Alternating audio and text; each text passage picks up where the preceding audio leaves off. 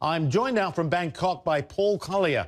He is the Director of Risk Assessment and Crisis Management firm PQA Associates, also a 20-year veteran of the Central Intelligence Agency, and worked closely with the Thai military during some of that time.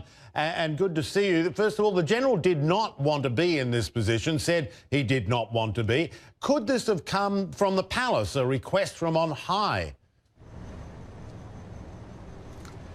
I don't think so, Michael. I think that the General has been reluctant all the way along, General Prayut.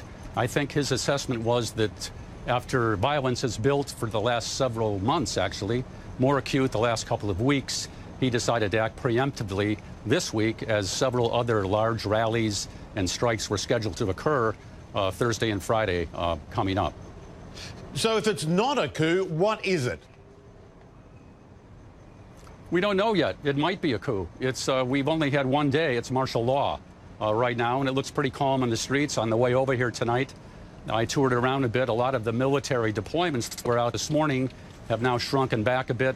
It's actually hard to see that martial law is going on unless you're near one of the protest sites. The General calling, said, Michael, you know, martial law is. Carry on. Sorry. Yeah, well, I was going to say that the General is calling for talks.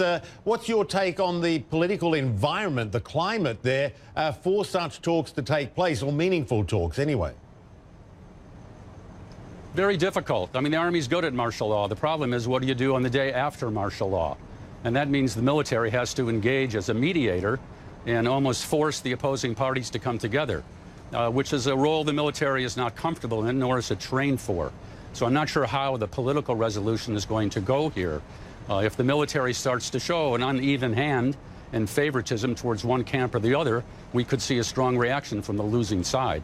Very much a lot about perception right now, not so much reality.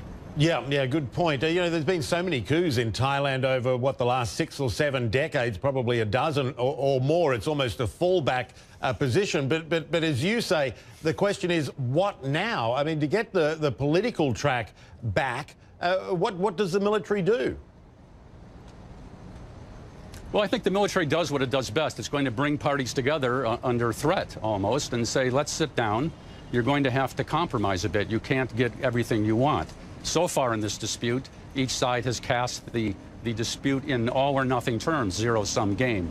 If the military can force them to change those positions, we might have a negotiated settlement. But, Michael, any settlement reached by imposition of the military probably doesn't have a long shelf life. Yeah, good point. Paul, thanks so much. Paul Collier there, PQA Associates. Thanks for the context. Appreciate that.